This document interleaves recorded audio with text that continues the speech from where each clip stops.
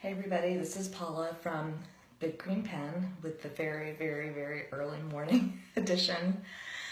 I am doing a blog challenge that involves writing a 5-minute post every day for the month of October, and obviously I'm not writing right now, I'm speaking, but it occurred to me that it would be a fun and different approach to spend the 5 minutes talking, and that would force my mind, especially without caffeine, to do something a little different. And then I'll transcribe it onto the blog afterwards. I'm going to start my timer now. Just for the record, the prompt for today is listen.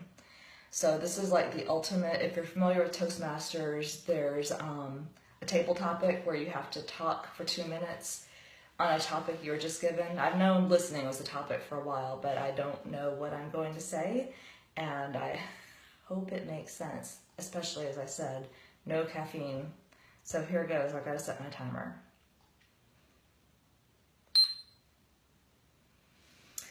Today we're talking about the word listen, which is an act that touches on every part of our lives.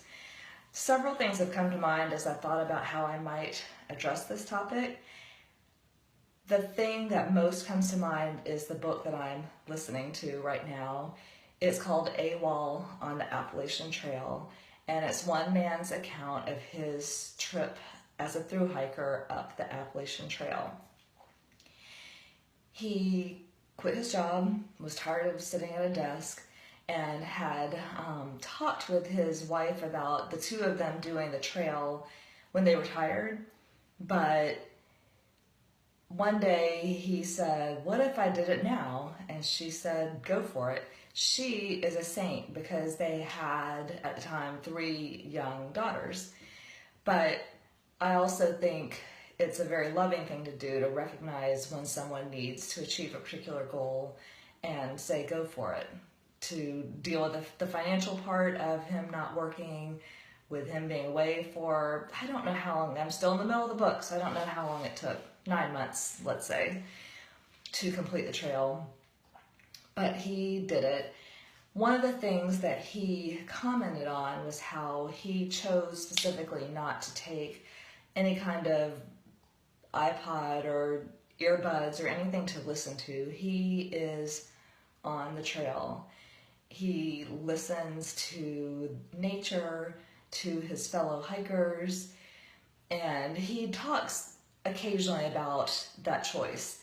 The fact that he gets passed by people who totally ignore him because they're lost in their own world, they're listening to a music or a book or whatever, and they're not interacting with him.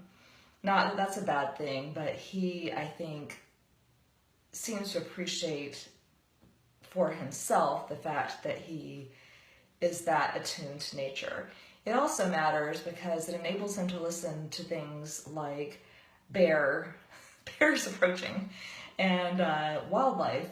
There definitely takes a certain amount of situational awareness on the trail that it seems to me that having earbuds in would detract from, and those of us who have been runners know all about situational awareness, and I was terrible at that because I was always listening to music or book.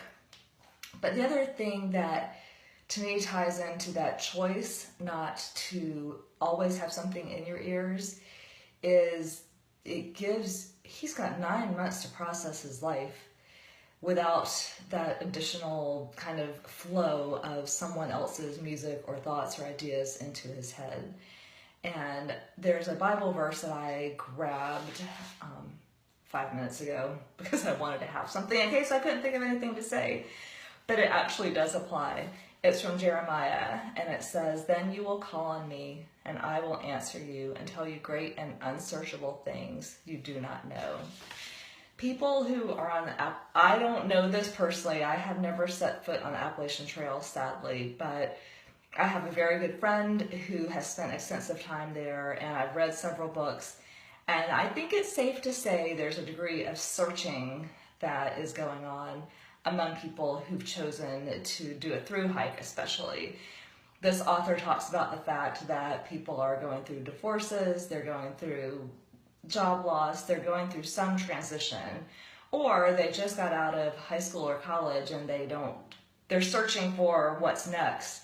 So choose to do the trail as a way of finding that, or getting in touch with what it is they want. But I think when you choose to listen to someone else's words or music, which I love, I'm definitely not advocating against that, but I know it's hard for me to just go out and walk without putting in my earbuds. And I think that maybe there's something about the process of walking without music that enables that search to happen, that enables your brain to process things differently. I know there are all kinds of issues with the trail. It's not just communion with nature, it's difficult. There are rats in the cabins, there are all kinds of things. I'm very envious of his opportunity to be with his head, to be with his heart, and to do that searching. I think it's something we could all afford to do. My 5 minutes is up. Thank you so much for watching. Hi Tammy, hi Stephen. Have a great day.